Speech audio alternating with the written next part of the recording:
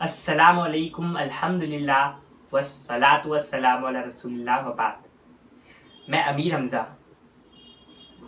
इस्लाम पर गलत इल्ज़ाम लगाने वाले लोग ये कहते थे कि इस्लाम ये तलवार के ज़रिए से फैला है। जब अपने इस पॉइंट को ये लोग साबित नहीं कर पाए तो इन्होंने अब ये कहना शुरू कर दिया है कि इस्लाम ये लव जिहाद के ज़रिए फैला है। तो आइए आज इस वीडियो में हम एक एनालिसिस करते हैं। हम ये बात की तह तक पहुंचते हैं कि इस्लाम का और लव जिहाद का आपस में कोई ताल्लुक या संबंध है भी या नहीं।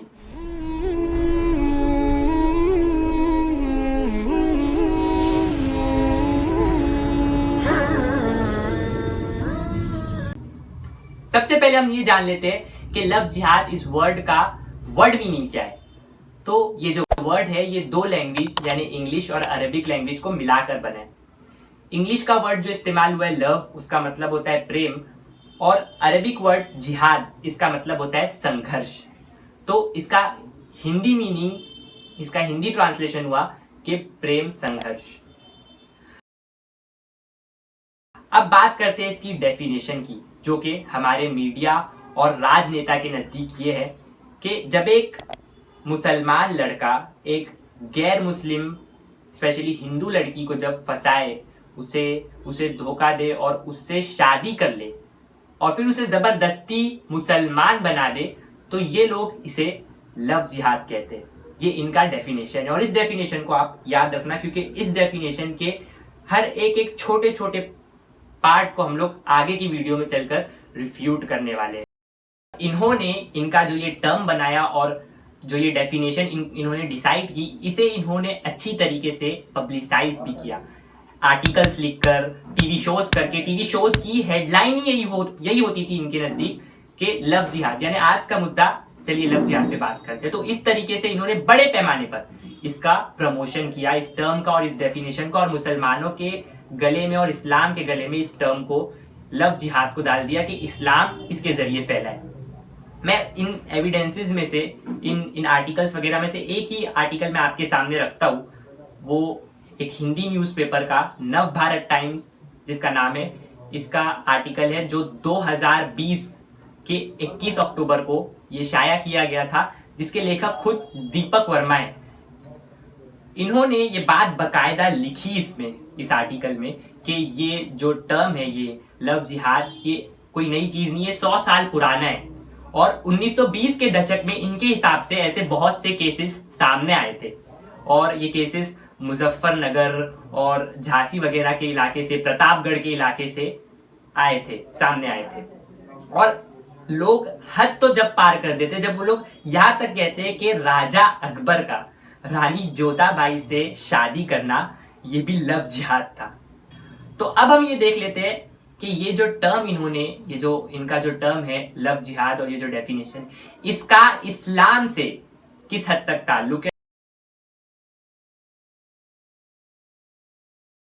तो जब हम अपने एनालिसिस को शुरू करते हैं तो सबसे पहले जब हम कुरान और हदीस उठाकर पढ़ते हैं तो पूरे के पूरे कुरान और हदीस में ये लव जिहाद, ये टर्म का नामो निशान नहीं मिलता है, यानी इसका इस्लाम से कोई ताल्लुक ही नहीं मिलता है। बल्कि हम देखते हैं कि कुरान और हदीस में इसके खिलाफ बातें की गई है, इसके बरअक्स बातें सिखाई गई है, टीचिंग्स दी गई है, तालीमात दी गई है।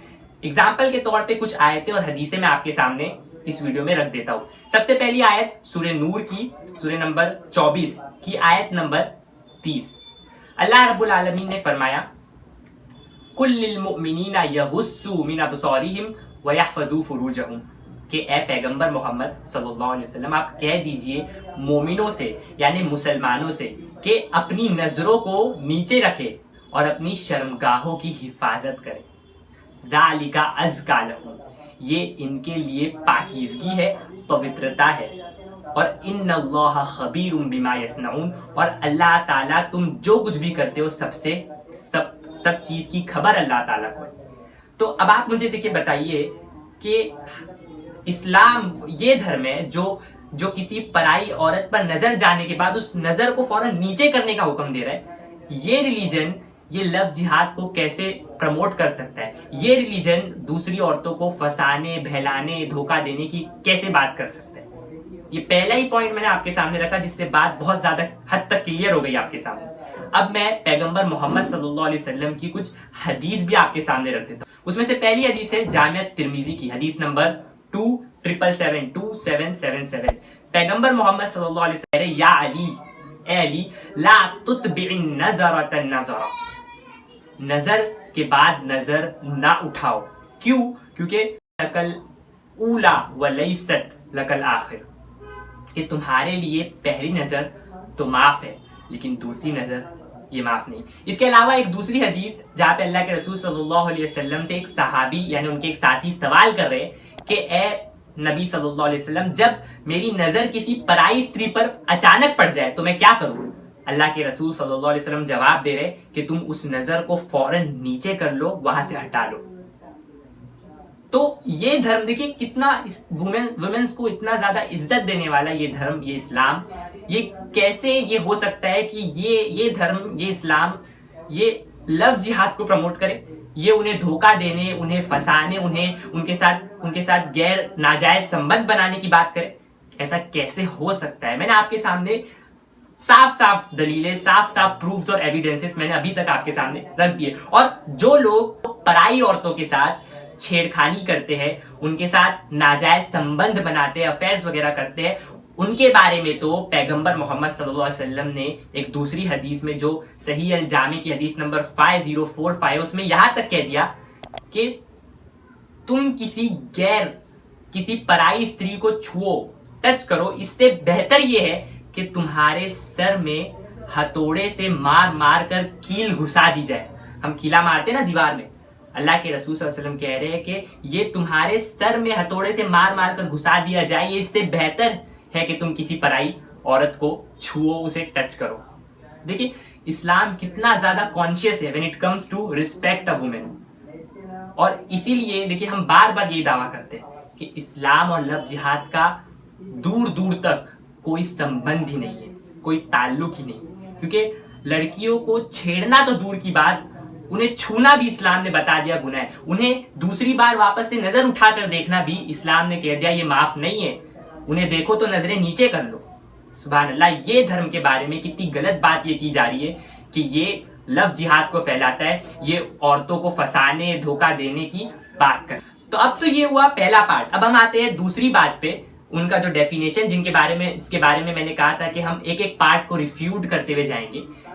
اس ڈیفینیشن کا ایک پارٹ یہ بھی ہے کہ مسلم لڑکے یہ غیر مسلم لڑکیوں سے شادی کر لیتے ہیں، انہیں بہلا پھسلا کر، انہیں چھیڑ خانی کر کے ان کے ساتھ ان سے شادی کر لیتے ہیں۔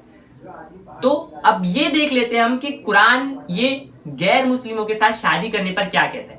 تو قرآن کی صاف صاف آیتیں موجود ہے کہ جس میں غیر مسلم لڑکے اور لڑکیوں سے، مشرکوں سے مسلمان لڑکے اور مسلمان لڑکیوں کو شادی کرنے سے منع کیا گیا ہے، صاف صاف۔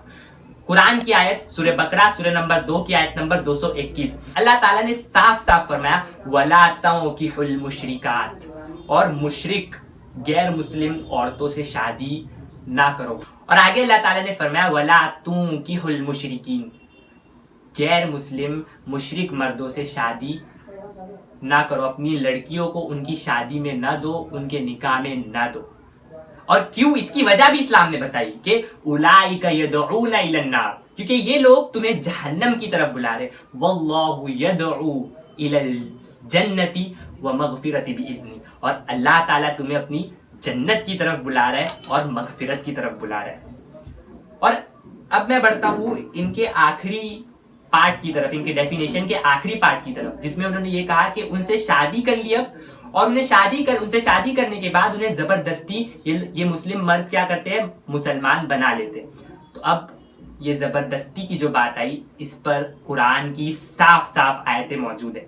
اللہ تعالیٰ نے کہا لا اکراہ فی الدین، دیر از نو کمپلشن ان ریلیجن، دھرم کے معاملے میں کوئی زور زبردستی نہیں ہے۔ یہ سورہ بقرہ سورہ نمبر 2 کی آیت نمبر 256 ہے۔ اور اس کے علاوہ سورہ کہف اگر ہم پڑھیں، اللہ تعالیٰ نے کہا وَقُلِ الْحَقُّ مِن رَبِّكُمْ فَمَن شَاءَ فَلْيُؤْمِن وَمَن شَاءَ فَلْيَكْفُرْ، یہ حق تمہارے رب کی طرف سے یہ واضح ہے. اب جو چاہے وہ کفر کرے, جو چاہے وہ ایمان لائے, جو چاہے وہ کفر کرے. اور اس کے علاوہ سورہ انسان میں بھی اللہ تعالیٰ نے اسی کی جیسی سملر بات بتائی, انا ہدیناہ السبیل اما شاکرا و اما کفورا, کہ ہم نے انسان کو راستے دکھا دیے, اب وہ چاہے تو وہ شاکر بنے یعنی شکریہ ادا کرے, اب وہ چاہے تو وہ کفر کرے, وہ نافرمانی کرے.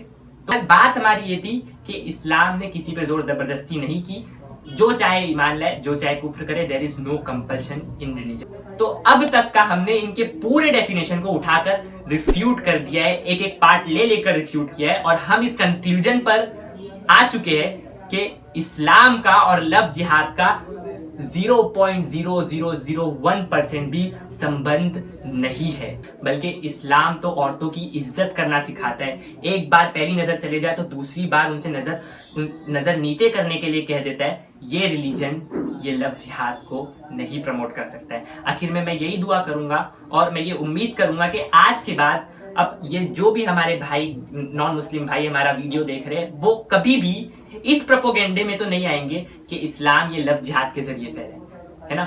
تو اللہ تعالیٰ سے میں یہی دعا کرتا ہوں, اللہ تعالیٰ ہمیں صحیح سمجھ عطا فرمائے, اور اللہ تعالیٰ ہمیں ان پروپوگینڈوں سے جو اسلام کے خلاف دن پرتی دن کیے جا رہے ان سے بچنے کی اللہ تعالیٰ ہمیں ہماری سے حفاظت کرے. آمین یا رب العالمین. وآخر دعوانا ان الحمدللہ رب العالمین.